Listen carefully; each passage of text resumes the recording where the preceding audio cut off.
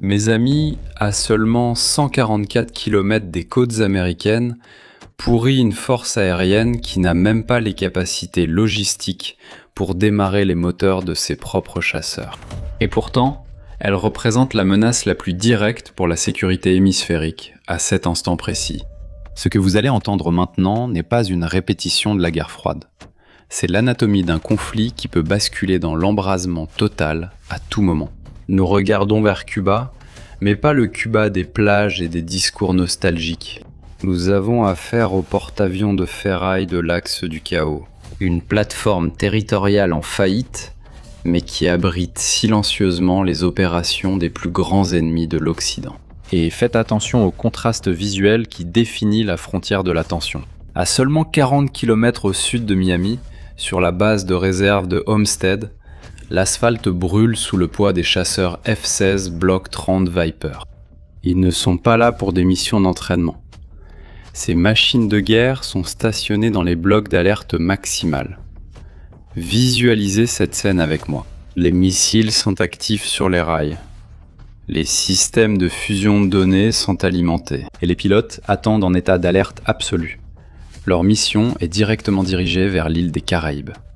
Eux, ils n'ont besoin que du signal donné depuis le bureau ovale. Parce que pendant que la dictature à la Havane doit supplier pour obtenir de la technologie étrangère afin d'essayer de faire voler ses épaves, le commandement du combat aérien américain a déjà enclenché la tempête parfaite. Mais ne t'imagine pas que ce sera une guerre facile, ni une victoire garantie. L'ennemi ne combat pas à découvert. Il te fait saigner dans l'ombre.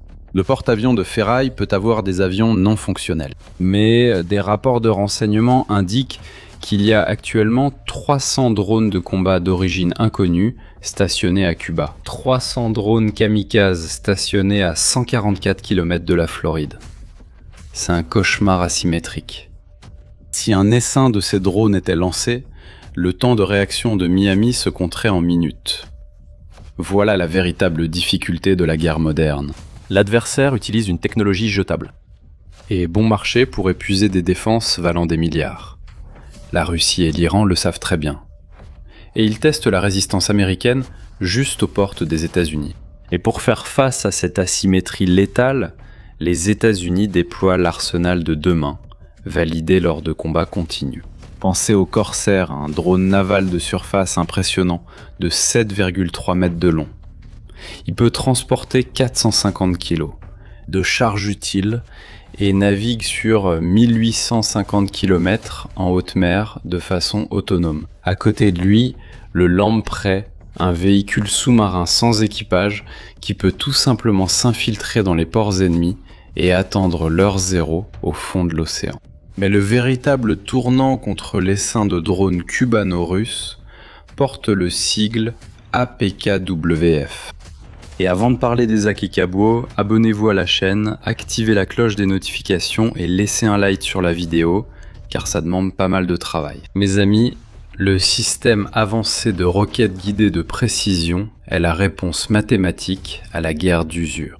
Tirer un missile intercepteur standard à 1 million de dollars sur un drone qui coûte 30 000 $, c'est signer sa propre faillite militaire. Mais l'APKWS transforme des roquettes non guidées en munitions laser de très haute précision pour seulement 20 000 $ le tir. Comparé à 1 million, c'est rien. La courbe des coûts s'est inversée. Les chasseurs F-16 à Homestead peuvent décoller chargés de ces munitions et effacer de la carte les 300 drones infiltrés à Cuba. Comme on efface une erreur sur un tableau noir en pulvérisant l'économie de guerre de l'ennemi. Et le responsable du ravitaillement à la Havane, qui jurait disposer d'un atout à bas coût venant de Russie ou d'Iran contre la superpuissance, panique maintenant. Et si vous avez trouvé ce sujet important et que vous souhaitez que plus de Brésiliens y aient accès, soutenez cette vidéo en utilisant le super merci ci-dessous ou utilisez la clé Pix qui apparaît sur votre écran. Mes amis, la complexité de cet échiquier exige que vous regardiez bien au-delà de la mer des Caraïbes. Il y a quelques jours à peine, le secrétaire à la guerre des États-Unis, Pete Hegseth, se trouvait au milieu de l'humidité étouffante de la jungle du Panama, dirigeant l'exercice militaire Panama-Colombie. Il s'agit de la plus grande mobilisation de forces dans la région depuis 2 décennies, conçue spécifiquement pour défendre le canal de Panama et empêcher toute dictature radicale de prendre cette artère vitale en otage. Mais le signal d'alarme s'est allumé lorsqu'un journaliste a posé des questions sur les opérations en Colombie et l'encerclement des cartels. Le secrétaire a affirmé, sans détour, que les terroristes désignés et leurs gouvernements partenaires sont des cibles légitimes des États-Unis. Et c'est alors que le nom de Cuba est apparu dans la jungle. Hegseth a été implacable. Toutes les options sont sur la table, y compris les options militaires. Mes amis, il a averti que la Havane ferait bien de prêter attention à la volonté de l'actuel président d'imposer les prérogatives stratégiques américaines. Pourquoi amener Cuba dans une conversation sur la jungle panaméenne et le narcotrafic colombien? Voici la connexion létale que l'Axe tente de cacher. La Havane agit comme la garde prétorienne de la criminalité d'État en Amérique latine. Lorsque le dictateur Nicolás Maduro tremblait à Caracas, qui a envoyé 60 gardes d'élite pour protéger le palais vénézuélien. Oui, mes amis, le régime cubain voulait protéger Maduro. Pourquoi? Eh bien, il existait une triangulation silencieuse entre Cuba, le Venezuela, les services de renseignement russes et chinois, orchestrant une guerre symétrique de fentanyl contre les États-Unis. Ils utilisent les routes des cartels pour injecter du poison chimique dans le tissu social américain. Ils utilisent le porte-avions de ferraille comme quartier général pour planifier la déstabilisation du continent. Et si vous pensez que l'anéantissement de cette menace se fera uniquement avec des chasseurs F-16 franchissant le mur du son, vous êtes encore coincé dans la mentalité du XXe siècle. Nous devons ouvrir la boîte noire de la guerre invisible. Lorsque le secrétaire à la guerre a dirigé les exercices au Panama, il n'a pas mobilisé seulement des fusiliers marins et des flottes de surface. Le cybercommandement des États-Unis, le Cybercom, a été déployé et intégré directement en première ligne pour protéger l'infrastructure du canal de Panama. Et ce que cela signifie est terrifiante. L'Axe du chaos n'a pas besoin de couler un vrai navire pour étrangler l'artère du commerce mondial.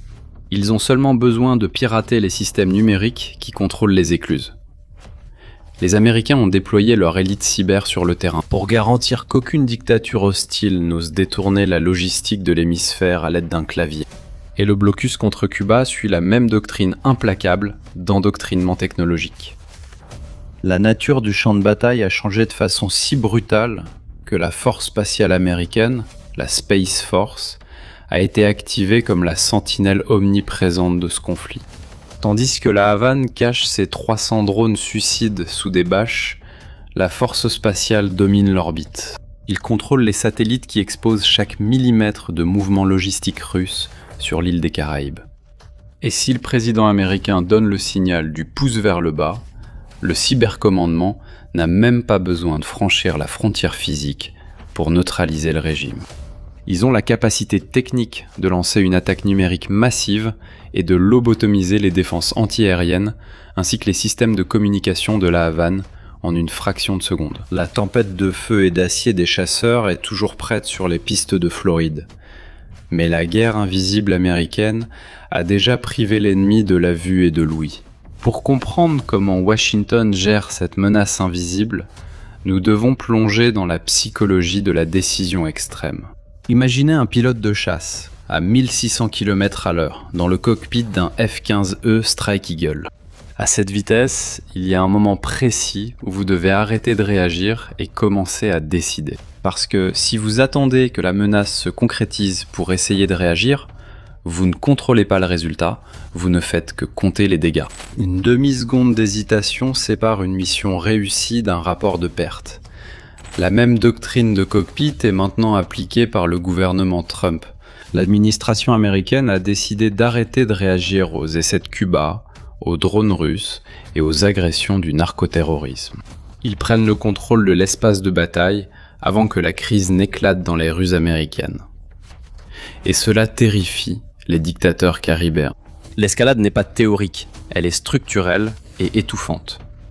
Le 4 août, la force opérationnelle conjointe de l'Occident a été activée en tant que commandement permanent. La coalition anti-cartel des Amériques siège désormais au quartier général du commandement Sud avec 18 nations partenaires. Prêtes à traquer les organisations terroristes, parmi lesquelles le PCC et le Comando Vermelho du Brésil, la pression physique sur la Havane vient de la coalition qui l'entoure, annulant sa zone de confort. En même temps, L'étranglement énergétique est brutal. Le régime cubain souffre de coupures de courant monstrueuses. Ils sont asphyxiés parce que la machine communiste est parasitaire et ne se maintient pas sans la béquille des gouvernements voisins. Mais la résistance du régime réside dans le cynisme. Ils affirment publiquement qu'ils ne sont pas une menace, qu'ils sont les victimes de prétextes fabriqués par Washington. Pendant ce temps, le département d'État américain n'a pas perdu de temps avec des débats moraux. Ils ont appliqué des sanctions dévastatrices et directes à 5 entités et 8 individus liés au noyau militaire de Cuba, coupant les voies d'acquisition d'armements et de drones achetés à la Russie et à la Chine. Imaginez la tension dans les couloirs à la Havane, alors qu'ils essaient d'expliquer au monde que leurs achats obscurs à Moscou ne sont que du tourisme, au moment même où les radars américains éclairent chaque étape de leurs importations clandestines. La fragilité et la lâcheté systémique de cet axe du chaos se répandent de manière interconnectée à travers le monde. Les événements des Caraïbes se reflètent dans le golfe Persique. L'Iran, allié stratégique de la Havane et de Caracas, perçoit l'étau se resserrer et réagit de la seule manière que les tyrans acculés connaissent, par la piraterie. Au cours des dernières 24 heures, ils ont tiré un missile sur la coque d'un pétrolier Andinoc des Émirats arabes unis. Il y a eu plusieurs attaques consécutives, forçant les pays du Golfe, qui ont toujours essayé de rester neutres, à utiliser le mot qui change les règles du jeu, piraterie. La garde révolutionnaire islamique tente de bloquer le détroit d'Ormuz par pur désespoir militaire, car elle ne dispose pas de flotte en haute mer pour affronter la marine occidentale. C'est dans ce scénario chaotique que le dernier atout des dirigeants américains entre en jeu. Des directives strictes circulent selon lesquelles les États-Unis feront du détroit d'Ormuz, en pratique, une voie aussi sécurisée qu'un territoire souverain américain. L'implication de cela fait fondre les stratégies de Téhéran. Si les flottes de croiseurs américains assument l'escorte forcée et la défense directe du détroit, agir. Tout tir de la garde révolutionnaire cessera d'être un harcèlement contre des navires commerciaux et deviendra une attaque directe contre le pavillon américain. C'est la psychologie du cockpit imposée à la piraterie internationale. L'Iran agit comme un adolescent rebelle, furieux et destructeur, mais qui se heurte à la force de choc implacable d'un État qui ne tolère aucune intimidation. La connexion entre la piraterie à Ormuz et les drones cachés à la Havane est le symptôme d'un système extrémiste. À l'agonie, le siège dans les deux régions est implacable. Les dictatures luttent de manière asymétrique parce qu'elles savent qu'elles ne survivraient pas à un affrontement direct. Maintenant, allez dans les commentaires et faites connaître votre position dans cette guerre civilisationnelle. Montrez à l'algorithme que notre peloton comprend les rouages cachés de l'échiquier mondial. Tapez les 2 mots-clés qui scellent le verdict de notre analyse d'élite d'aujourd'hui. Écrivez maintenant « rupture symétrique » et « étranglement ». Je répète, rupture symétrique et étranglement. Et n'oubliez pas, nous sommes en période électorale et ils pourraient vouloir bloquer notre chaîne parce que nous disons la vérité. Mais nous avons activé une chaîne de secours. Si elle tombe, la mission continue là-bas. Il s'appelle Blinda Sua Mente ? Oui, Blinda Sua Mente. Utilisez le QR code qui apparaît sur votre écran ou le lien dans la description et dans le premier commentaire épinglé. N'oubliez pas, abonnez-vous dès maintenant à notre chaîne de secours. Et n'oubliez pas, toutes les options sont sur la table. Depuis la force létale des Vipers en Floride, jusqu'au blocus chirurgical des ports pétroliers au Moyen-Orient. Le porte-avions de ferraille dans les Caraïbes s'effondre sous son propre poids. Mais le fléau du narcotrafic, du fentanyl et des drones clandestins nous rappelle qu'il n'y a pas de victoire facile ou bon marché. La grande question stratégique que nous avons laissée en suspens, résonnant dans les couloirs du Pentagone et dans les bunkers de la Havane, est absolue. Le régime caribéen va-t-il s'effondrer, englouti par sa propre pourriture énergétique ? Ou bien l'administration des États-Unis sera-t-elle obligée de donner le signal du pouce vers le bas, embrasant le ciel de Cuba avec le feu et le fer, pour balayer définitivement la menace de notre continent ? La naïveté a un prix que les nations ne peuvent pas se permettre de payer. L'ignorance coûte votre propre liberté. Préparez votre esprit. Le blindage est stratégique. Alors que le système veut censurer et éteindre la lumière, vous ne pouvez pas vous permettre de lutter dans l'obscurité. C'est pourquoi nous avons activé notre plateforme exclusive, totalement libre de censure.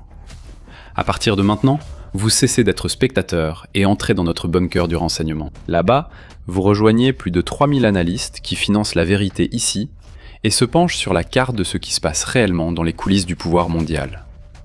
Nous décodons la menace. Avant que la menace ne fasse la une, le système veut vous rendre aveugle et dépendant. Agissez vite. Scannez le QR code à l'écran avec votre téléphone ou utilisez le lien en description et dans le premier commentaire épinglé. Entrez dans le bunker et prenez le contrôle de votre esprit. Et je vous propose une série fantastique qui a été lancée sur Amazon et Paramount+, pour que vous puissiez la regarder en famille. Cette série parle justement de cette guerre hybride. Chine, Iran, Russie, les États-Unis, le Brésil. Tout cela fait partie du même jeu.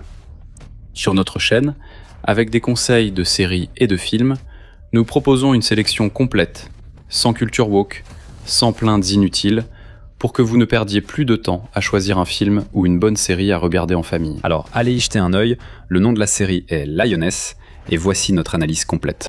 Et si ce contenu a été important pour vous, si vous pensez que plus de Brésiliens méritent d'avoir accès à ces connaissances, soutenez cet épisode exclusif dès maintenant.